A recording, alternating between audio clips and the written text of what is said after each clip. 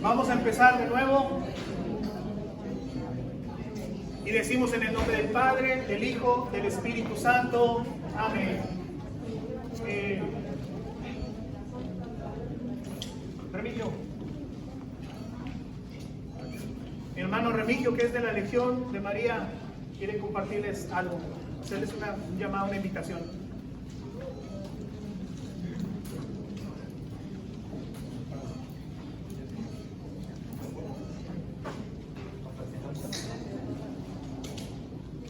Buenos días o buenas tardes a todos. Mi nombre, como ya dijo mi brother, es Remigio Tavera. Y yo soy legionario de María, también igual como él. Y les quiero mencionar un poquito lo que es la Legión de María. Hay dos maneras de pertenecer a la Legión de María. Una como miembros activos y otra como miembros auxiliares. El miembro activo tiene que desarrollar un apostolado durante la semana. Mínimo tiene que ofrecer 2 horas de trabajo. El apostolado viene siendo como lo que él está haciendo ahorita en este momento. Los miembros auxiliares solamente se comprometen en hacer el rosario todos los días y se incluye unas oraciones que se llama catena, que viene siendo esto. Esos son los miembros auxiliares. Y nosotros estamos aquí como legionarios haciéndoles la invitación a todos los que gusten participar de la Legión de María, ya sea como miembros activos o como miembros auxiliares. La Legión de María es un ministerio, una asociación de católicos aprobados por la Iglesia. Eso es lo que les quería compartir. Y aquí estamos para que si alguien gusta registrarse en algo o tienen alguna pregunta, les podemos dar más información aquí. Gracias. Gracias, mi hermano Remigio. Miren que la Legión de María me ha ayudado mucho a mí. Es un servicio que hace uno, como lo dice él. A mí el don que me ha dado Dios es a través de la catequesis, a través de la enseñanza, y es una de las maneras de poder hacer mi apostolado como legionario de María. Todo el trabajo que hacemos, incluso por ejemplo los que entregan despensa, hay hermanos legionarios que visitan enfermos, otros llevan la Virgen, una Virgen que le llaman la Virgen de la Consolación. Cuando hay familias enfermas o un enfermo en la familia, se puede pedir la Virgen de la Consolación para que esté ahí, y si no saben rezar se les ayuda para que puedan hacer su rosario. Otro servicio que hace la Legión de María es llevar la Virgen peregrina. Es una Virgen que va de casa en casa y se deja una semana completa. También se les enseña a rezar si no saben hacer el rosario. Y ha sido unas experiencias muy bonitas, de verdad, algo muy, muy bello, muy hermoso. Que pase la Virgen por las casas de cada uno de nosotros. Algunos de los que están aquí ya han tenido la Virgen en su casa por toda una semana, y son experiencias muy bonitas, sobre todo la Virgen de la Consolación, que llega al lugar donde haya algún enfermo, alguna situación difícil, una situación, pues ellos están también registrando para eso. Si usted quiere que la Virgen vaya para su casa, no sé cuánto tiempo haya de aquí en adelante. Hasta en mayo está ahorita la lista de mayo para adelante. Sí, o sea, entonces de mayo en adelante hay fechas disponibles para que le dé la bienvenida a la Virgen es la Virgen de Fátima, ¿verdad? La Virgen peregrina o la Virgen de la Consolación. Entonces ellos pueden apuntarlos para que pueda pasar por su casa la Virgen. Es un servicio que se hace, y lo interesante de esto es que todo el servicio que hacemos no es para beneficio de uno. Nosotros somos enviados por ella, y como enviados por ella, nosotros cada jueves nos reunimos y se lo entregamos a la Virgen, porque si somos enviados por ella, eso es de ella. Y lo bonito de esto es que como se lo entregamos a ella, ella lo recibe, lo purifica y se lo entrega a su Hijo, para que su Hijo pueda dar las bendiciones. Todos ustedes van a estar en las manos de la Virgen. Cuando hagamos esas oraciones, se los vamos a entregar a la Virgen, cada uno de ustedes, sus hijos, los que van a ser bautizados, los que se van a bautizar, los que van a recibir los sacramentos, se los vamos a entregar a la Virgen para que se queden en las manos de la Virgen y se los ponga a los pies de su Hijo Jesús, y que Jesús disponga de cada uno de ustedes conforme la voluntad de Él. Pero para eso es una catequesis, para que nosotros podamos conocer un poquito más acerca de cuál es la voluntad de Dios. Entonces, vamos a continuar. Decíamos que Jesucristo dejó una iglesia. Una iglesia deja para nosotros, que la Biblia nos enseña que en Mateo 16, 18, Jesucristo está con su grupo de discípulos, ¿verdad? A los cuales a uno de ellos le pregunta: ¿Quién dicen ustedes que soy yo? Y entre sus discípulos, Pedro contestó: tú eres el Hijo de Dios, el Cristo que ha de venir. Y en ese instante, en ese momento, Jesús se dirige al que habló. ¿Quién fue ese que habló? En ese momento fue Pedro. Lo voy a poner aquí. Pedro. Y Jesús le dice: dichoso tú, Simón, hijo de Jonás, porque esto no te lo ha revelado la carne, sino que te lo reveló mi Padre que está en el cielo. Ya Pedro le dijo a Jesús: tú eres el Hijo de Dios, el Cristo que ha de venir. Pero ahora Jesús le va a decir a Pedro, a Simón, le va a decir ahora: bueno, tú dices que yo soy el Hijo de Dios, el Cristo, ahora yo a ti te digo que tú eres Pedro. Y sobre esta piedra edificaré mi iglesia. Lo bello y lo bonito es que no nos vamos a confundir hoy, porque le dijo: edificaré 1000 iglesias. ¿Es correcto? No. Entonces le dijo: edificaré mis iglesias. ¿Es correcto? No, porque 1000 y mis significa muchas. Lo que Jesús le dijo: edificaré mi iglesia. Por lo tanto, Cristo está dejando una iglesia, la cual Pedro, lo que significa roca, sobre Pedro va a ser edificada la iglesia.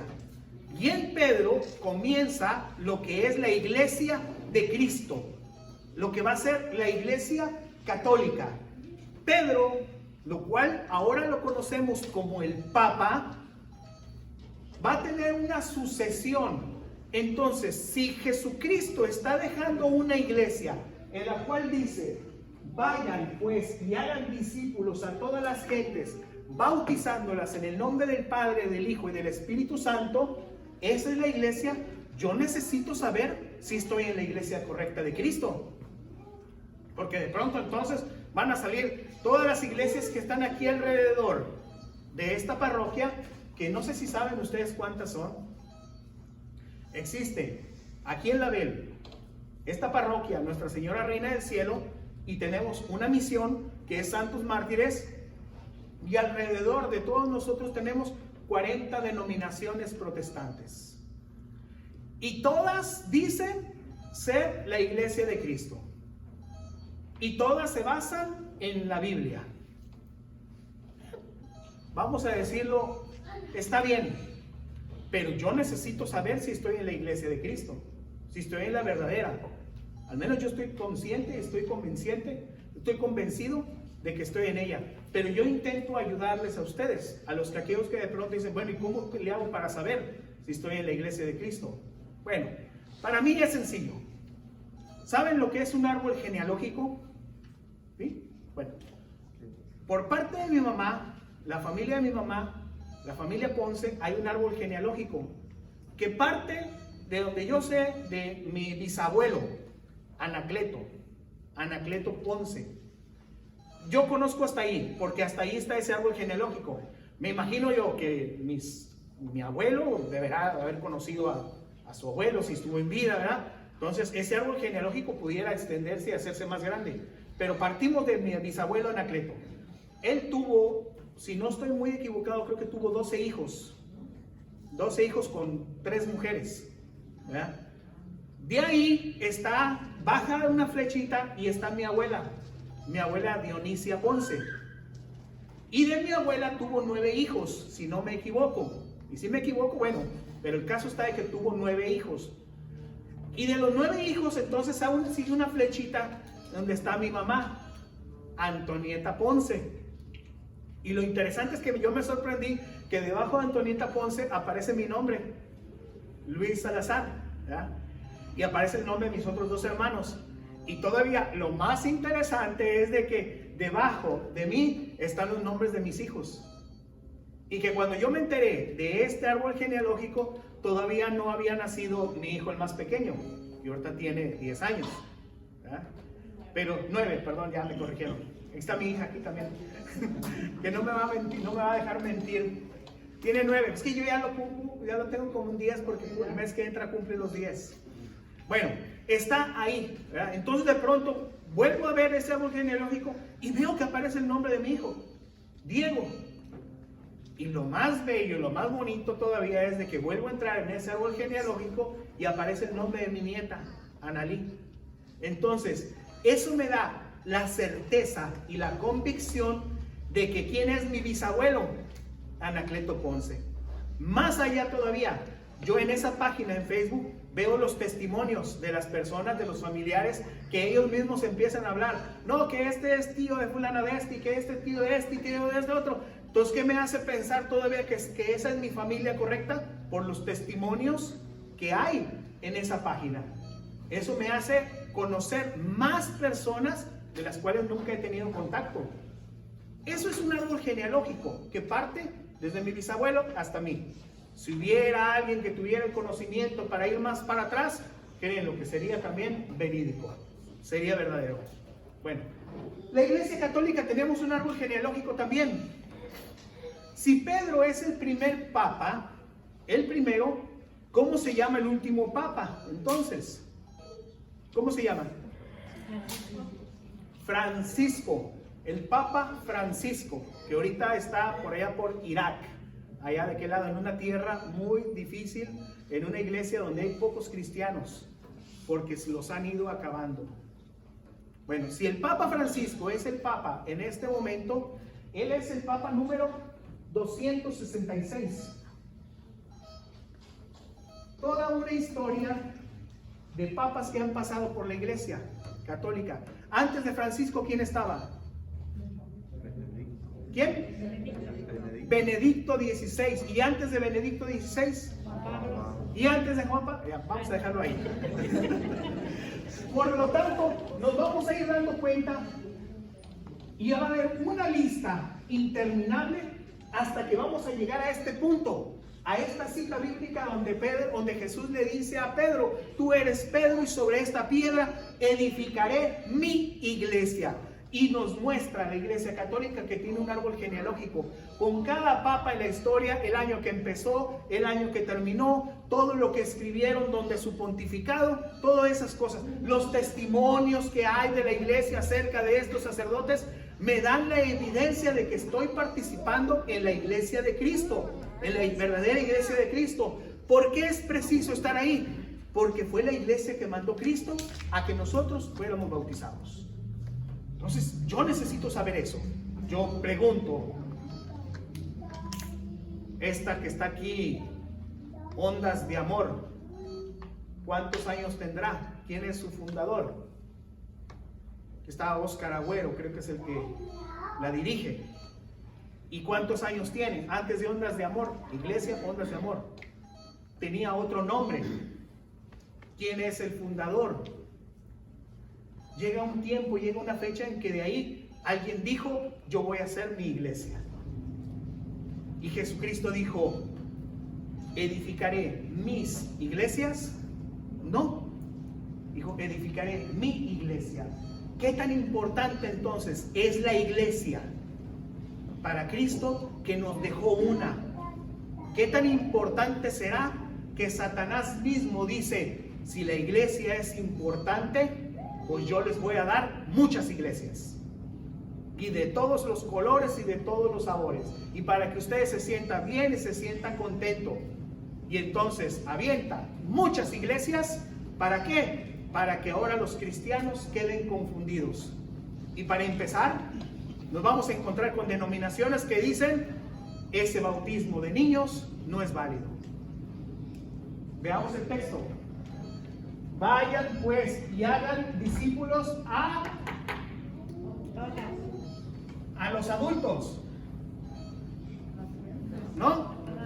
Que vayan pues eran discípulos a los jóvenes, a todos los hombres nada más. Dice a todas las gentes, a todas las gentes.